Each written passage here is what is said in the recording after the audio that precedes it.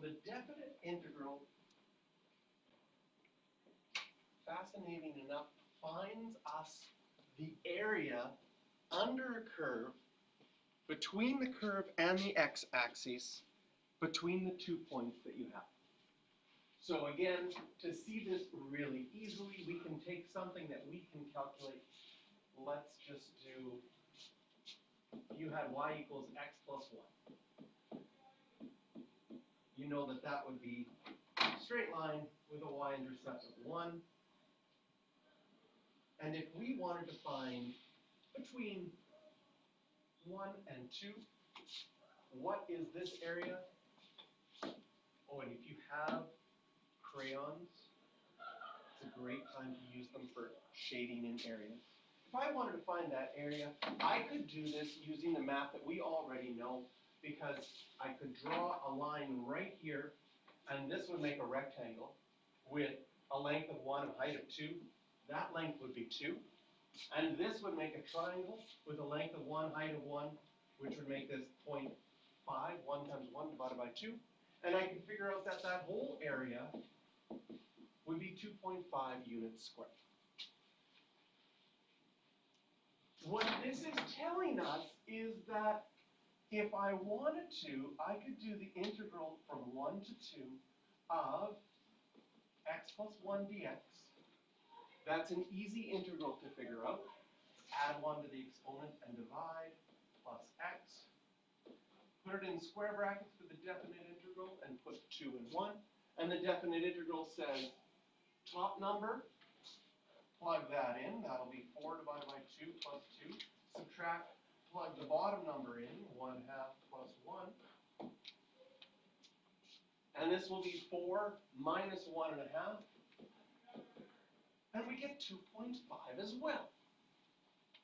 Now, in the case of the straight line, you might look at that and say, that's really nice, but I could have figured out that area when I was in grade 9. And I didn't know the calculus then. So how is this helpful? Well, the calculus works even if it's not a nice shape. If you wanted to find the area under the curve, ooh, what could be fun? Let's do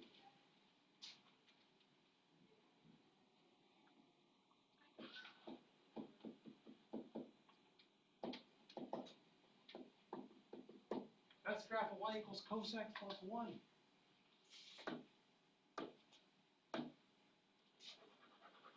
And I wanted to find that area. I could. Now that area would be the integral between 0 and pi of cos x plus 1 dx. And as long as the integral is something that we have rules that we can integrate, we can figure it out.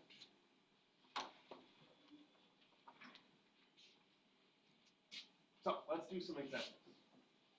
Find the area enclosed by the line 2x minus 1. So I'd like you to try this one on your own.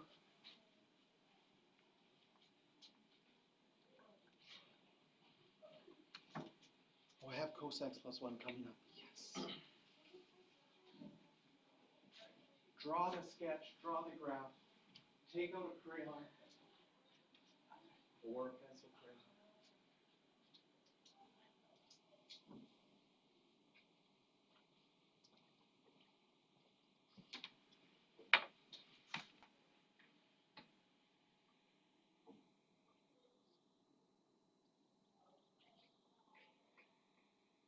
So again, you might be able to separate this nicely into a rectangle and triangle and figure it out.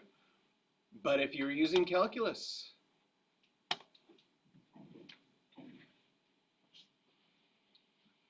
and then plug in 5, plug in 1, and the area is 20.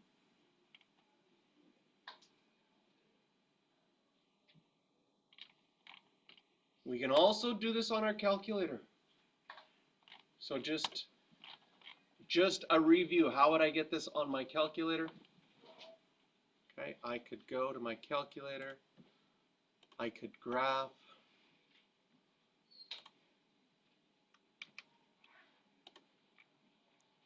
(2x minus 1) There's the graph of 2x minus 1. Maybe I'll hit my window just so I can see up to 10. There we go. No, still not. I need to go up to 20.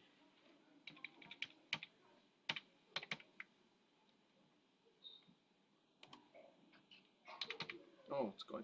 There we go. That should be lots. Now, if I go to my calculator and I go second calculate, the very last one is 7.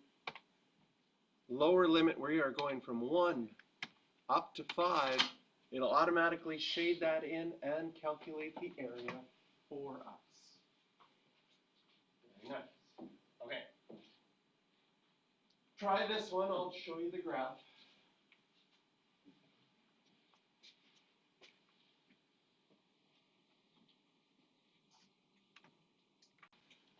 All right. So set up our integral. Integrating this is not hard for the x squared. We add 1 to the exponent and divide by 3. 15, working backwards, would just be 15x. Then you plug in 2. Plug in negative 2. Trust the mathematics that it works. Get 148 over 3, which is 49.3. Which is cool, right? Because what did we just do? We just found the area of a shape that we didn't know the formula of. It's not easy to calculate.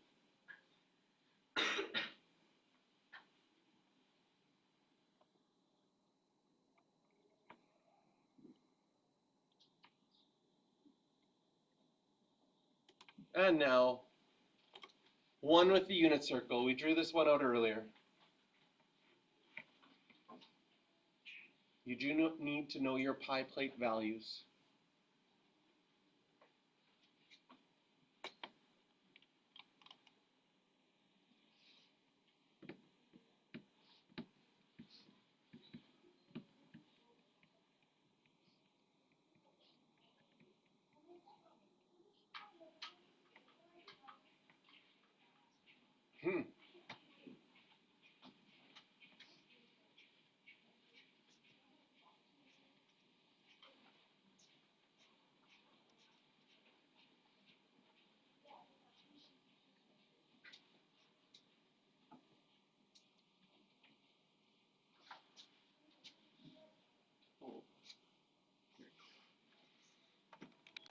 All right, let's check how you did. Did you integrate correctly and get sine x plus x? Then you'd have to plug in pi, you'd have to plug in 0. You have to use your pi plate, and you get pi minus 0. And you get pi as an answer. Now, something very cool. I'm going to take this section right here up to pi. Wow, that's not what I want. I'm going to take that area. Does this make sense to you when you see it? Does it make sense that that would match up perfectly when you cut that section out and flip it over? And then if you did that, not now, if you did that, look up your pen. There we go. Oh, wait for it. There we go. That makes a perfect rectangle with a height of 2 and a length of pi over 2. And that rectangle would also have an area of pi. Super cool. And this looks like a blue whale. There. All right. Next, I'm going to go to our calculator here. I'm going to type in sine of x, clear. Sine of x make sure that my mode is in radians. It is. I'm going to zoom to number 7, trigonometry. And there's our sine x graph. And we're going to figure out, second, calculate the area under the curve from 0 all the way to 2 pi.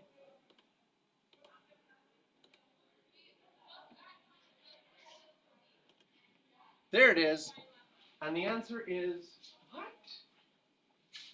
0? How is that area? Doesn't that look like the area that's shaded in should be more than 0?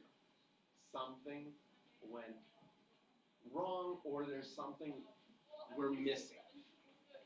Okay? Because I'm gonna try it from 0 to pi. Let's try another one. So I can calculate. If I try another one, does it clear the old one? 0, enter, to pi. No, it doesn't clear the other one. It makes me mad. So I'm gonna there must be a way to clear it, but I'm gonna add. Nope, that doesn't clear it either. I got another idea.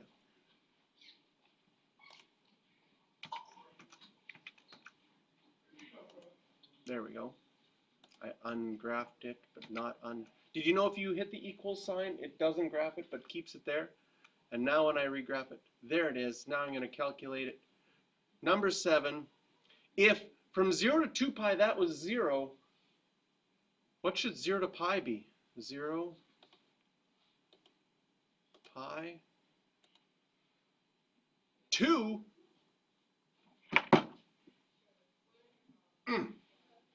Something seems wrong. How can this from 0 to 2 pi be 0 if this area is 2? Which, by the way, is really cool that it's 2.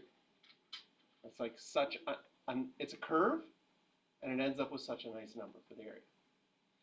Why? Well, if a function is negative below the x-axis, when it's calculating the area under the x-axis will always show up as negative. So does it make sense then in our curve, when I went from 0 to 2 pi, if this area is 2, then this next little area underneath would be negative 2, and the 2 and the negative 2 would cancel out, and we would get an area of 0. So this is the first thing that is important to know about the definite integral. When you're figuring out the area underneath the curve, if the curve is below the x-axis, it will calculate that area as negative. Any part where the curve is above the x-axis, it will calculate that as positive. So sometimes what they'll say is if they said, like, we found the definite integral from 0 to 2 pi, that would be 0. But sometimes the question will say, what is the area between the curve and the x-axis between 0 and 2 pi?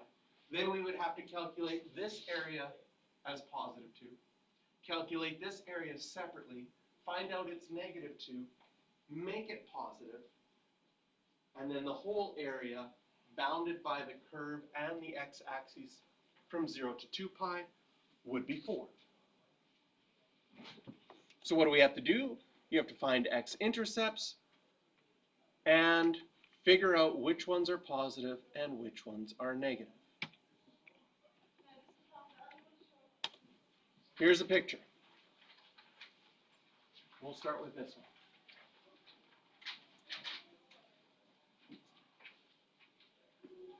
We're finding the area between the curve and the x-axis. So this question in its wording says find the area. When it says find the area, area will be positive. But when you do the definite integral, the answer will be negative. So we set it up just like normal, but then we can put absolute value bars around the whole thing to say, I know that my area is going to be negative. If I put absolute value bars around the whole thing, it will make it positive in the end. This integral is fairly easy. X cubed, add 1 to the exponent, divide by 3. Add 1 to the exponent, divide by 2. You'll get x cubed divided by 3 plus 2x squared.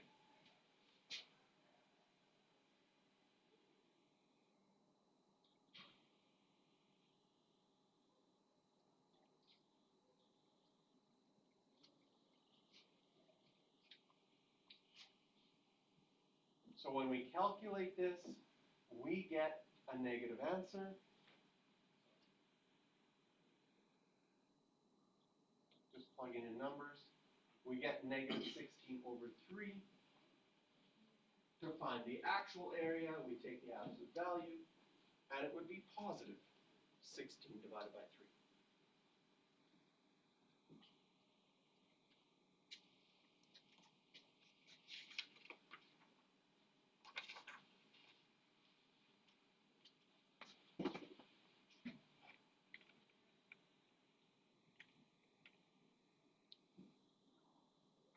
Yes.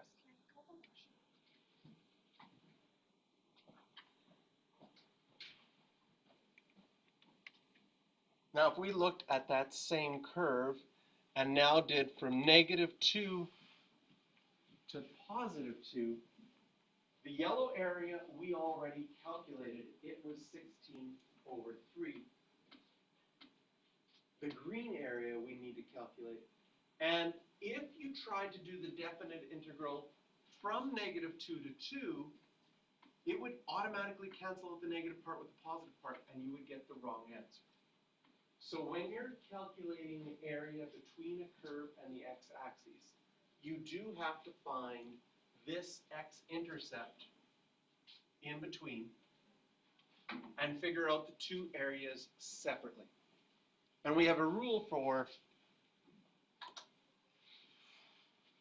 our definite integrals that we can find those ones separately. This one needs to be in absolute values because that one was negative. We already calculated that one to be 16 over 3. Now we have to calculate the other one, which, you can just trust me, save us time, is 32 over 3. And we get that that entire answer is 16. Which again, is kind of just beautiful in itself that you get such a nice number for an area under something that has not a nice curve. Well, it has a nice curve to it, but not something that you could easily figure out with regular formulas.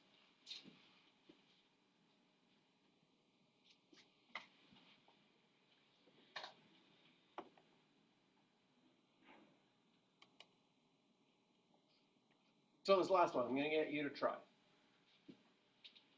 You need to draw x cubed minus 3x squared plus 2x first. Think about how you would go about drawing that, what it would look like, how you would sketch that. Non-calculator.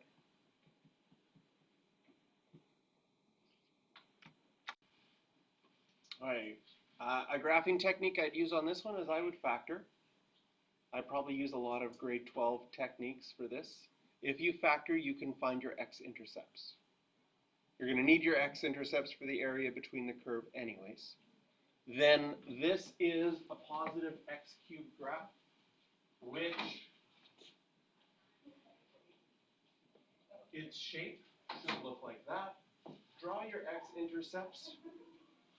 So I would draw an x-intercept at 0, at 1, and at 2. And if I draw that shape, I have 3 highlighted parts. They're yellow, green, and blue. The green part, if you do the definite integral, would be negative. The yellow and the blue parts would be positive. So if we just did the definite integral between 0 and 3, number one mistake on this question is just doing the definite integral between 0 and 3. We'll get the wrong answer because it'll automatically subtract out that negative part. What do we need to do? We need to set up an integral where we do from 0 to 1, from 1 to 2, that part is in absolute values, and then from 2 to 3. And I just wrote y dx because I didn't want to rewrite this every single time.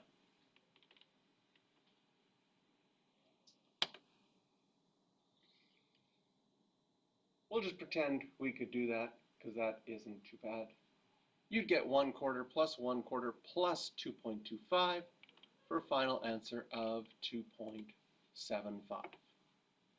So if I show on the calculator here, I could figure out each of those areas separately. We could also do this one by hand and actually do the integral and plug things in. However, if you have a calculator on the exam for this question, how much faster would it be to just do it with your calculator? Way faster. So we have to be always ready with technology, that if we have technology and there's a fast way to do it using our technology, the IB exam actually wants you to do it that fast way. Unlike some of your courses in math previous to this, it's like, oh, if there's a shortcut on your calculator, we don't want you to use it. They're like, no, if the technology is there and you can use it, why wouldn't you? Way better. Take advantage of the technology that we have.